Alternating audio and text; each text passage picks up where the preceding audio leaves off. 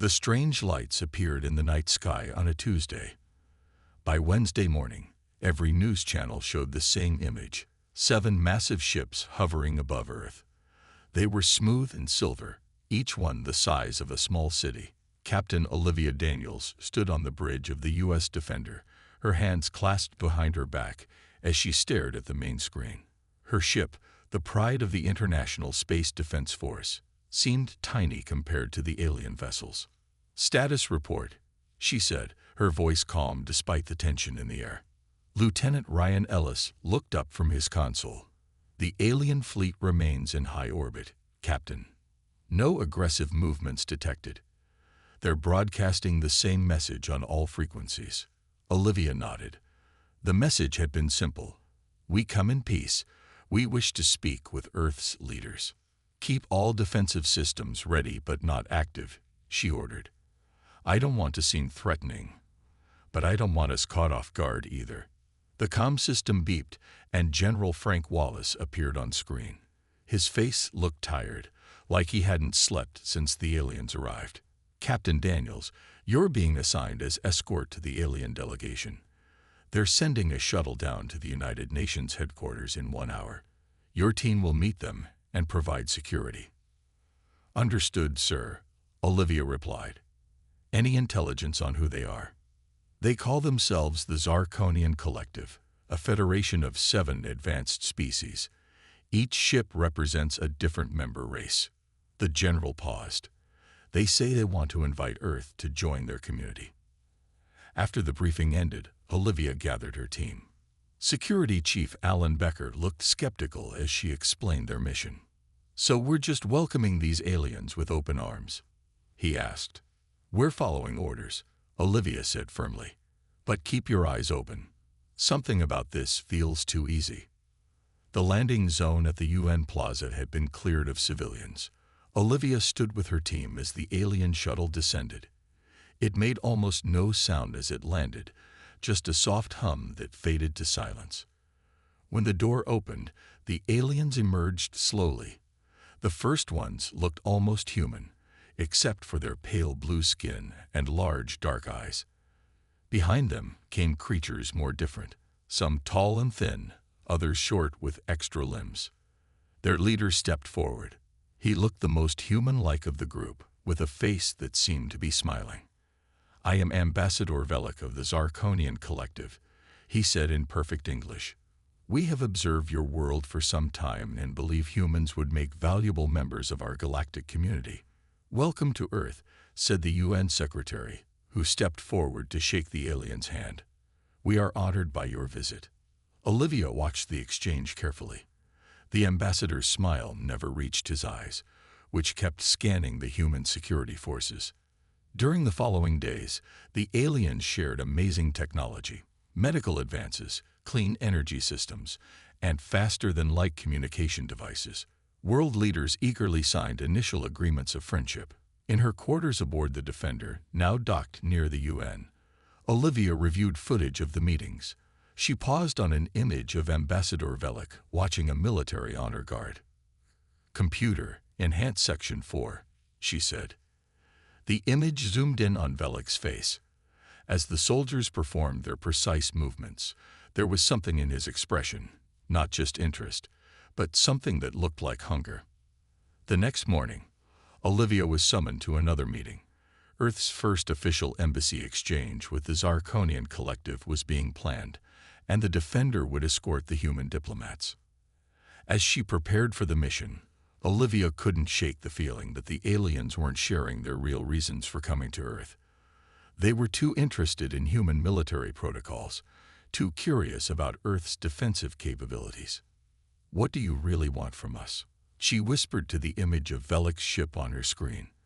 But the massive alien vessel hung silently in orbit, keeping its secrets. 6 months had passed since the aliens arrived. Lieutenant Jack Murphy stood guard outside the new Zarkonian embassy, a gleaming tower of metal and glass that had been built in just weeks using alien technology.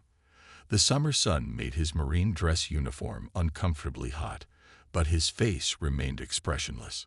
Jack watched as another group of aliens entered the building. These ones were from the third species of the collective. Tall, thin creatures with 4 arms and skin like bark. He had learned their names but still found it hard to tell them apart.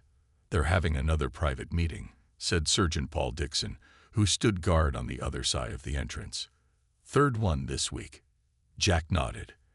And not a single human invited inside. The early excitement about the aliens had started to fade. They had shared some technology, mostly medical devices and communication tools, but nothing that could be used for defense. Meanwhile, they asked endless questions about Earth's military forces, especially elite units like Navy SEALs, British SAS, and Russian Spetsnaz. After his shift ended, Jack walked through the park near the embassy. He sat on a bench and opened a paper bag with his lunch. A woman in a blue suit sat down beside him. "Lieutenant Murphy?" she asked quietly. Jack didn't look at her. "Who's asking?" "Heather Grant, CIA." She slid an ID card toward him. "We need to talk about our new friends." Jack checked her credentials. "What about them?" "You filed 3 reports about suspicious behavior at the embassy," she said. "You're the only one who has. Everyone else is too excited about alien technology to notice anything strange." "I notice things," Jack said simply, "like how they ask about our weapons but never share theirs, or how they study our combat training videos like they're looking for weaknesses." Heather nodded. "We've created a small team to investigate. Your commanding officer has approved your transfer to work with us." Over the next week, Jack and Heather gathered information. They discovered that the Zarkonians had requested data on all Earth military personnel, claiming it was for cultural exchange purposes. They had also asked for tours of training facilities around the world. Jack sat in their small office, looking at maps showing where the aliens had visited. "Notice anything?" he asked Heather. She studied the locations. "They've been to every major special forces training center on Earth. But they've skipped regular military bases," Jack added. "They're only interested in our best fighters." That night, they used equipment Heather had borrowed from the CIA to scan radio signals coming from the embassy. Most were encrypted, but one wasn't. A data transmission to the main Zarkonian ship. "Can you decode it?" Jack asked. "It's in English," Heather said, looking confused. "They're sending combat footage of humans. Look." The screen showed training exercises from various special forces units. Each video had notes attached, describing human capabilities. One note read, "Humans show extraordinary adaptability in combat situations. Unlike Vexlar warriors who require specific environmental conditions, human fighters can adjust tactics instantly when conditions change." Another said, "Their small unit cohesion exceeds any species we have encountered. Their loyalty to team members creates unpredictable behavior our models cannot anticipate." Jack and Heather exchanged worried looks. "They're studying us," Jack said quietly, "like scientists studying animals." "No," Heather corrected him, "like generals studying potential enemies or potential weapons." The next day, Ambassador Velik announced a proposal for a joint military exercise. "To strengthen bonds between our peoples," he said on global television, "a friendly competition to learn from each other." As Jack watched the broadcast, his phone buzzed with a message from Heather. "We need to warn someone. This isn't about friendship." Jack looked up at the Zarkonian ships visible in the daytime sky. For the first time since they arrived, he felt afraid. Not for himself, but for what might happen if the aliens got what they really wanted from Earth. Jack and Heather sat in a small room deep inside CIA headquarters. The walls were lined with screens showing data about the Zarkonian collective. 3 other people joined them. Captain Olivia Daniels from the U.S. Defender, CIA Director Ben Porter, and General Keith Harris from Joint Special Operations Command. "Tell them what we found," Heather said to Jack. Jack stood up and pointed to a map of the galaxy the aliens had shared. "We've identified 26 worlds that joined the collective in the last 100 years. We've managed to get historical records for 12 of them." He tapped a button, and images appeared on the main screen. Every single one followed the same pattern. The Zarkonians arrived with gifts and promises. They built embassies. They studied the planet's military. Then, within 2 years, they had control of the world. Director Porter frowned. Control how? Sometimes through political means, Heather explained.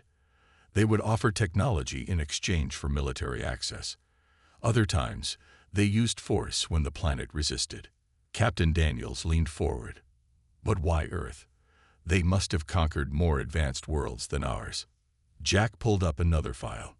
This is a classified Zarkonian report we intercepted. It's about humans specifically.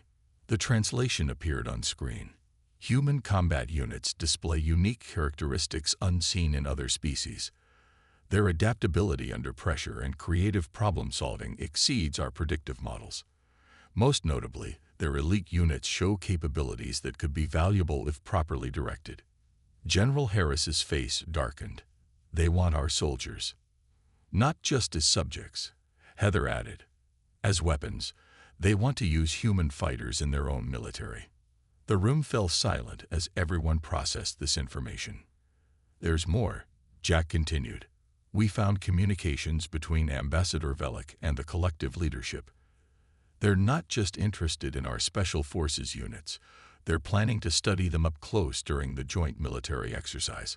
Captain Daniels turned to General Harris. Sir, we need to cancel that exercise. The general shook his head. The president won't do that.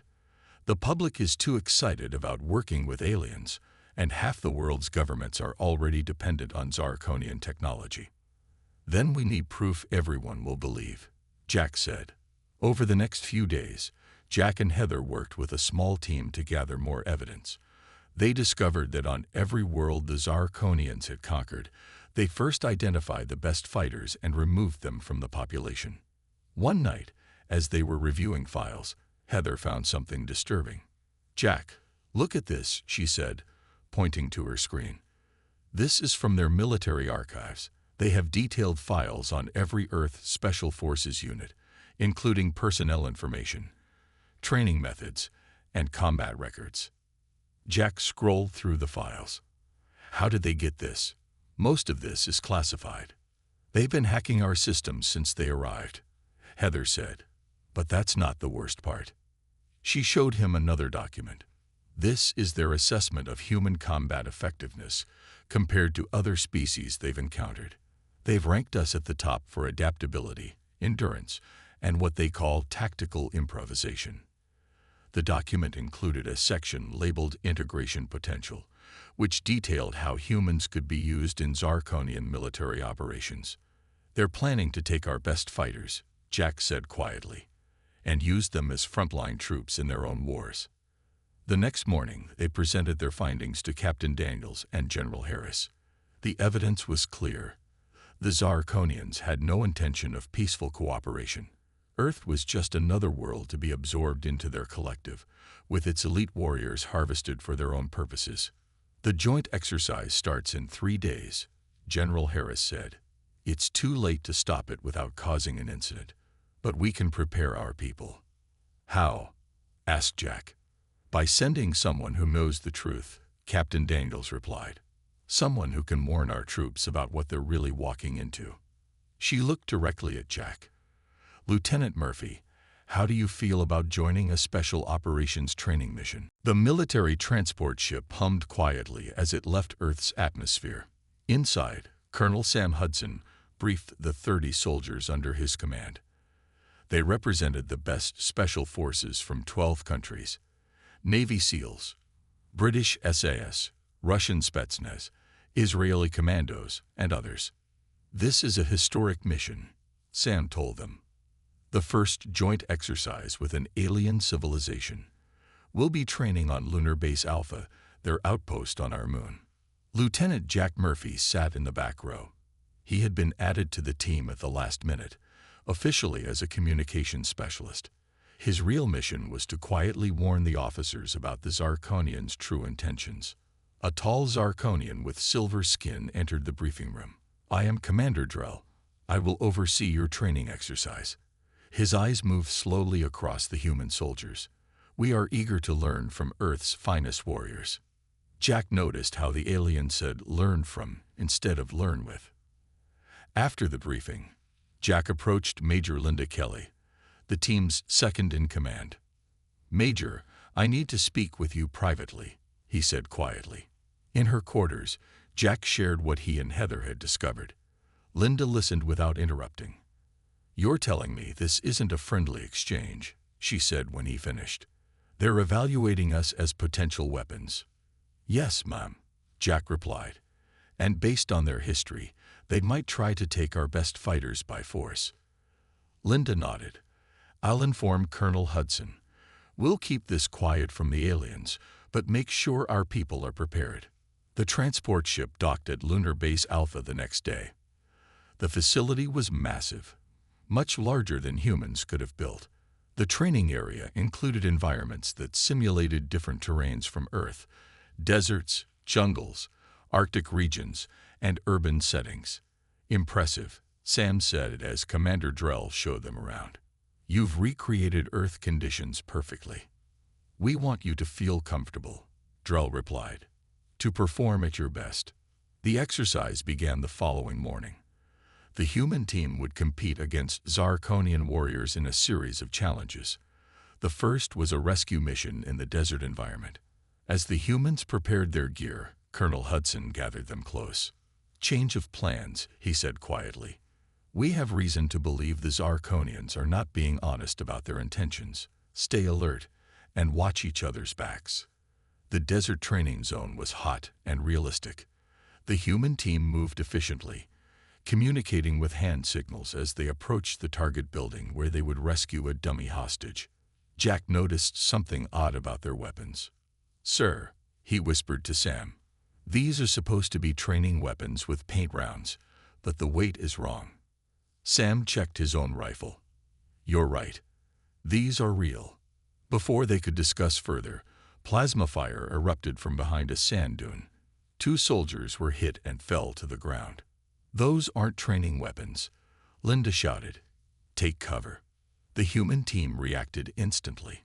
Instead of panicking, they fell into battle formations, returning fire with their own weapons. Jack took shelter behind a rock and activated his radio. "Captain Daniels, do you copy? They're using live fire on us. This isn't an exercise." Through his scope, Jack saw Zarkonian observers watching from a protected area. They were recording everything, studying how the humans responded to the surprise attack. Despite being ambushed, the human team adapted quickly. Sam divided them into small units that used the terrain for cover while advancing on the enemy positions. "They're testing us," Sam told his officers. "So let's show them what humans can really do." The Special Forces soldiers moved with a coordination that seemed to surprise the Zarkonians. Instead of retreating, they executed complex flanking maneuvers that no amount of technology could predict. From his observation post, Commander Drell watched with growing interest. "Remarkable," he said to his aide. "Even under real threat, they display tactical thinking beyond our simulations. The High Command will be pleased." The aide nodded. "Should we proceed to Phase 2, Commander?" Drell's eyes narrowed as he watched the humans outmaneuver his troops. "Yes, it's time to see how they perform under even greater pressure." Captain Olivia Daniels paced the secure room deep inside Pentagon headquarters. The wall screens showed news reports from around the world. Most celebrated the successful joint exercise with the Zarkonians. Only a few questioned why 3 soldiers had returned with injuries the aliens described as training accidents. The door opened and Lieutenant Jack Murphy walked in. His face was still bruised from the fighting on the moon. Behind him came Colonel Sam Hudson, Heather Grant, and 2 people Olivia didn't recognize. "Captain," Jack said with a salute, "this is Chief Petty Officer Daniel Wright, Navy SEAL, and Dr. Lisa Palmer, exobiologist. They've both seen what the Zarkonians are really doing." Olivia nodded to the newcomers. "What happened up there, Colonel?" Sam's face was grim. "They used real weapons against us, Captain. They wanted to see how we'd react under actual combat conditions. It wasn't training, it was an evaluation. We lost 3 good people," Jack added.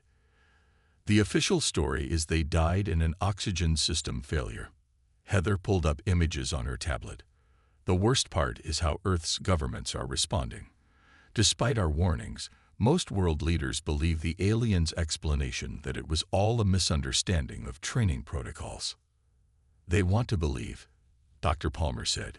She was a small woman with intense eyes. The technology the Zarkonians are offering is too tempting. No one wants to question their motives. Daniel Wright, a muscular man with a quiet voice, spoke next. I was on the second team. They put us in an Arctic environment against their soldiers. We weren't just fighting. They were recording everything. How we moved, how we communicated, how we adapted when things went wrong. They're studying us, Lisa explained. I've analyzed their biology.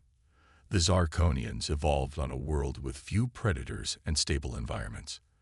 They don't adapt well to unexpected situations, but humans do. That's what they want from us. Olivia looked at the faces around her. So what do? We can't just let them take our best fighters. We form a resistance, Sam said simply. A group that can work outside official channels. Most governments won't listen to us now, but they will when the Zarkonians make their real move. We need proof that's impossible to ignore, Jack added. Over the next week, they gathered more allies. Each person brought unique skills. Daniel's SEAL training made him an expert in every Earth environment. Lisa's knowledge of alien biology helped them understand Zarkonian weaknesses. Heather used CIA resources to track alien communications. They set up a hidden base in an old military bunker. Olivia used her position to redirect equipment they needed without raising suspicions. One night, as they were reviewing data, Lisa made an important discovery. Look at this, she said, pointing to brain scans of Zarkonians. Their neural pathways are completely different from ours. They process information sequentially, one step at a time. Humans can make intuitive leaps and process multiple things at once. That's why they struggle with our combat tactics, Sam realized. They can't understand how we make decisions so quickly in battle. More importantly, Daniel added, they fear direct confrontation. All their weapons are designed for distance fighting. They don't have anything like our close combat training. Jack looked thoughtful. So they want our best fighters because they can't fight like us. The group fell silent as they considered this information. We need to get aboard their command ship, Olivia said finally. That's where they'll keep records of their real plans for Earth. Impossible, Heather replied. Their security is too tight. Nothing's impossible for human special forces, Sam said with a thin smile. That's what they like about us, remember. Before they could discuss further, alarms blared across the city. Everyone rushed to the window. Above the skyline, more Zarkonian ships were appearing. Dozens of them. Far more than the original 7. On every screen and device across Earth, Ambassador Velik's face appeared with a message that made their blood run cold. People of Earth, he said calmly, the time for training is over. Now we require your service. Ambassador Velik's message played on every screen across Earth. His face looked calm, but his eyes had a coldness that wasn't there before. People of Earth, for 6 months we have observed your civilization. We have studied your cultures, your technologies, and your military capabilities. The time has come to formalize our relationship. The resistance team watched from their bunker, faces grim. The Zarkonian Collective requires 10,000 of your finest warriors. They will be integrated into our defense forces and serve throughout our territories. In exchange, Earth will receive our protection and limited access to our technology. Velik smiled slightly. Your world leaders have 24 hours to provide a list of candidates. We have already identified optimal selections from your special forces units. This is not a request. It is the natural order of things. The transmission ended, leaving stunned silence across the planet. In the United Nations emergency session, chaos erupted. Some nations immediately refused the demand. Others argued for compliance to avoid conflict. The debate raged for hours without resolution. In their hidden bunker, The resistance team watched the UN broadcast. "They're going to give in," Heather said quietly. "Too many countries depend on Zirconian technology now." "What happens if Earth refuses?" asked Daniel. As if answering his question, the power across the city suddenly went out. Cell phones, internet connections, and satellite communications all failed at once. "That happens," Olivia said, pointing to emergency screens that still worked thanks to their isolated power supply. Across the world, all major defense systems were shutting down. Military bases lost power. Naval vessels drifted without working engines. "They've neutralized our global defenses," Sam said. "But notice they're not destroying anything. They want us intact. Especially our soldiers," Jack added. Lisa was studying data on her tablet. "There's something strange about their approach. In every historical case we found, the Zirconians disabled the planet's defenses and then immediately landed troops. But they're not doing that here. Because they fear direct confrontation with us," Daniel realized. "They've seen what our special forces can do. They don't want to fight us on the ground." The bunker's secure line buzzed. General Harris's face appeared on screen. "Captain Daniels, the Joint Chiefs need to know if your team has any options for us. The President is considering complying with their demands to avoid global catastrophe." "Sir, giving them our best fighters is the worst thing we could do," Olivia replied. "They want our soldiers because they've identified something in humans they lack: adaptive combat skills. We've discovered their weakness," Sam added. "The Zirconians avoid close-quarters combat. All their tactics rely on technological superiority at a distance."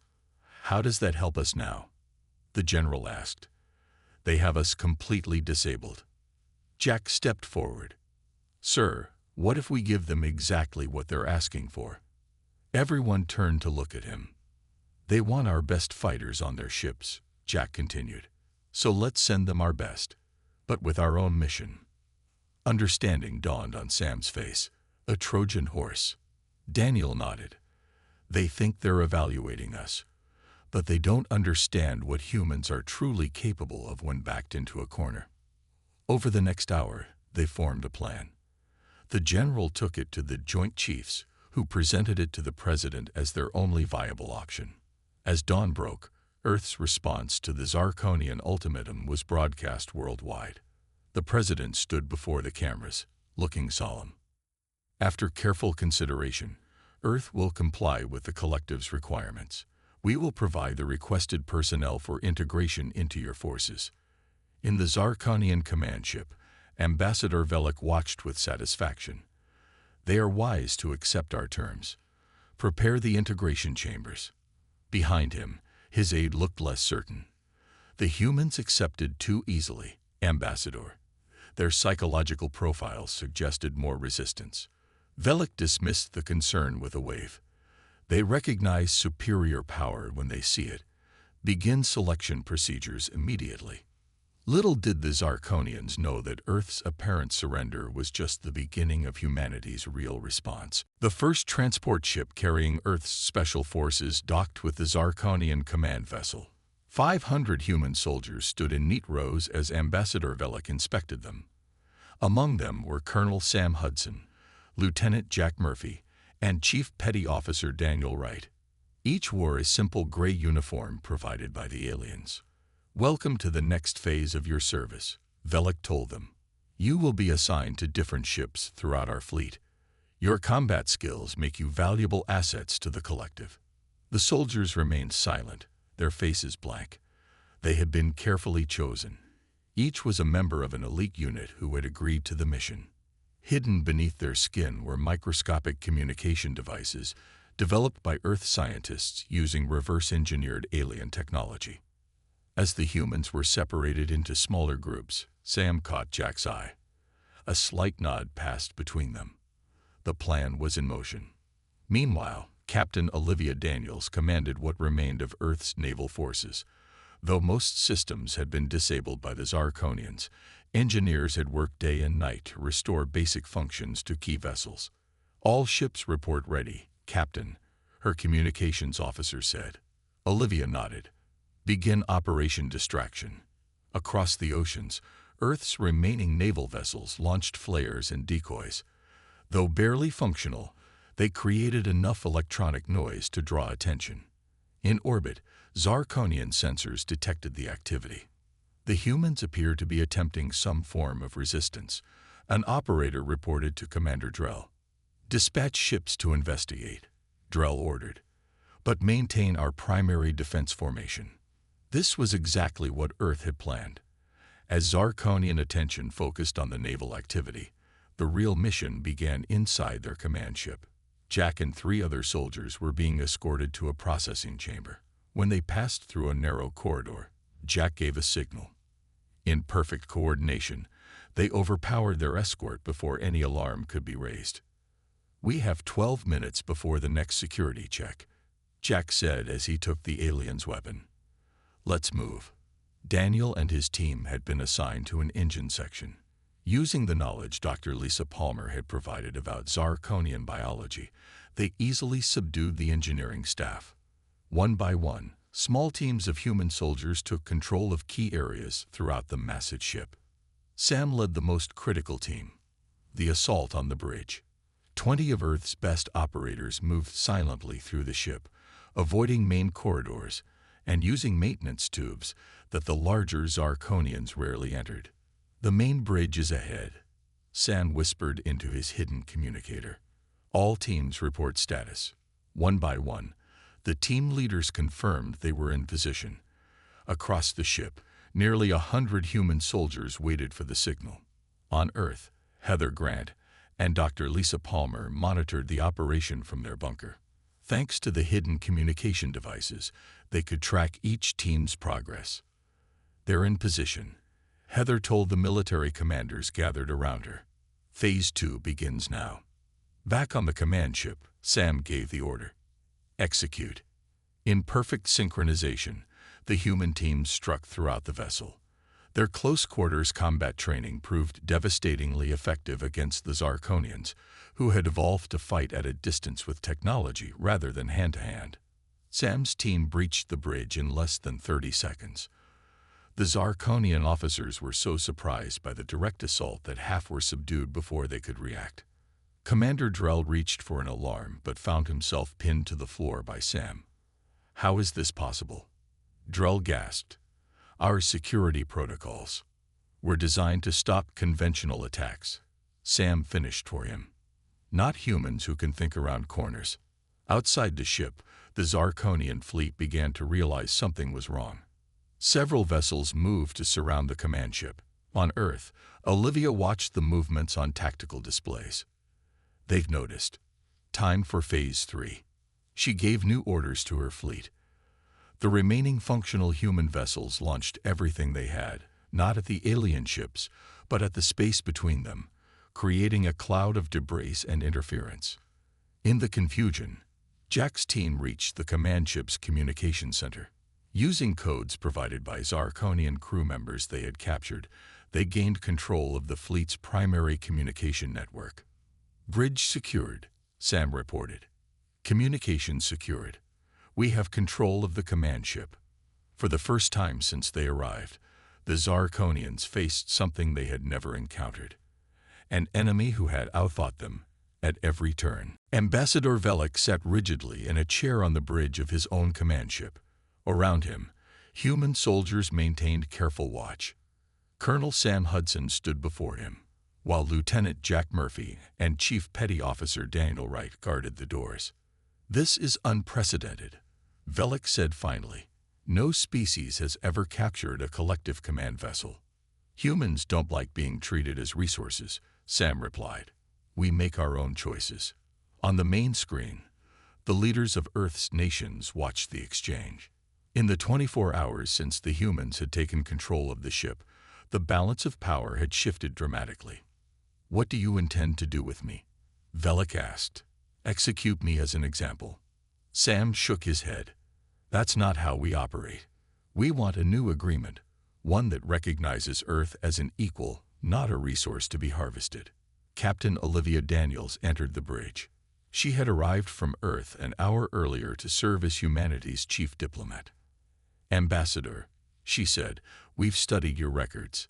The collective has absorbed 26 worlds in the last century alone.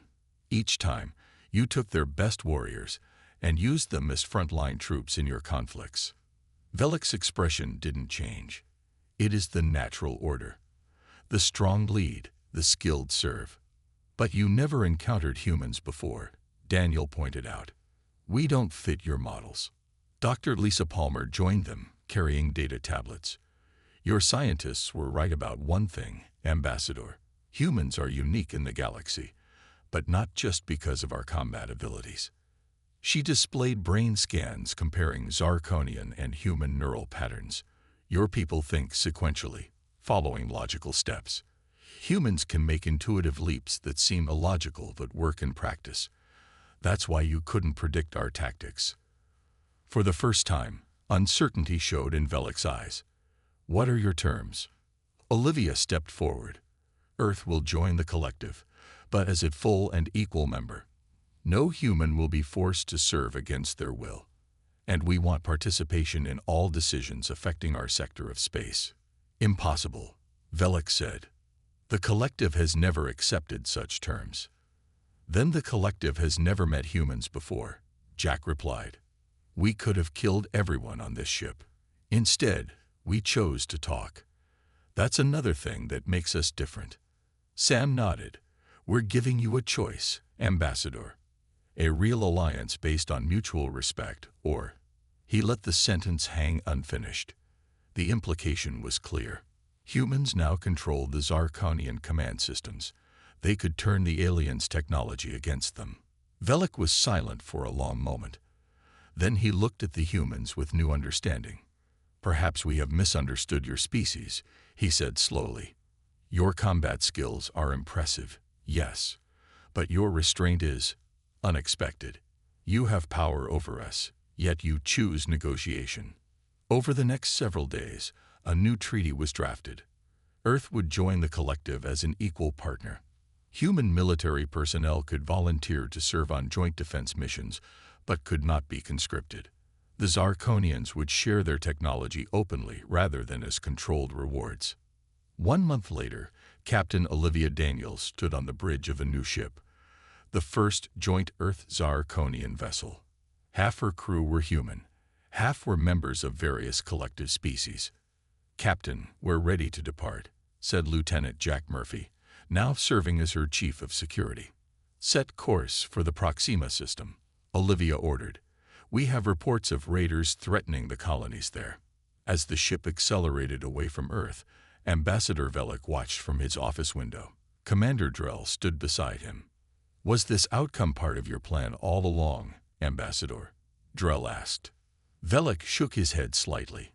"No, but perhaps it is a better one. The humans have taught the collective something important. True strength comes in many forms." On the view screen of the departing ship, Earth grew smaller as the stars stretched before them.